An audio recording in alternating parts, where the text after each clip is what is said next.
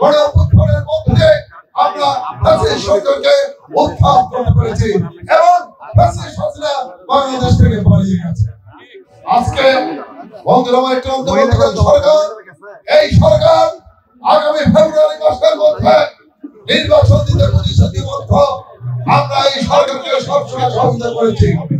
আজকে লক্ষ্য করছি কিছু কিছু দল তারা নির্বাচনে যেতে ভয় পায়, কিছু কিছু দল তারা নির্বাচনে যাওয়ার ধরনের ভয় আজকে নির্বাচন না যে বিভিন্ন স্বাস্থ্যকর কথা বলছেন, পেয়ার পদ্ধতির কথা বলছেন, বিভিন্ন কথা বলে আজকে নির্বাচনকে বানচাল করার চেষ্টা করছেন।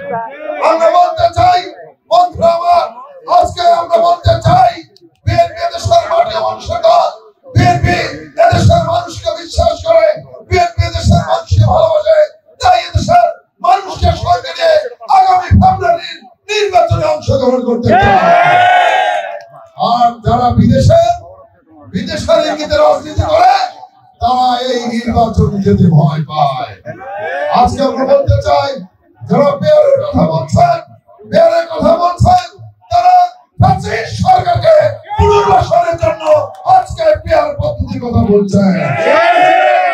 আজকে সংস্কারের কথা বলে যারা এই নির্বাচনকে আজকে বিলম্বিত করতে চান তারা আমরা মনে করি ফ্যাসিস্টকে সুযোগ করে দিচ্ছেন।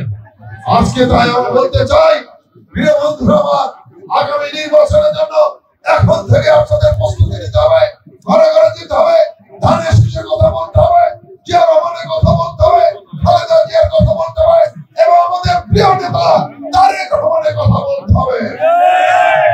বিশেষ করে বগুড়ার মানুষের কাছে একটি বার্তা পৌঁছে দেবেন যে 17 বছর বগুড়ার মানুষ বঞ্চিত ছিল, বিগত 17 বছর বগুড়ার মানুষ অবহেলিত ছিল, বিগত 17 বছর বগুড়ার কোনো উন্নয়ন হয় নাই।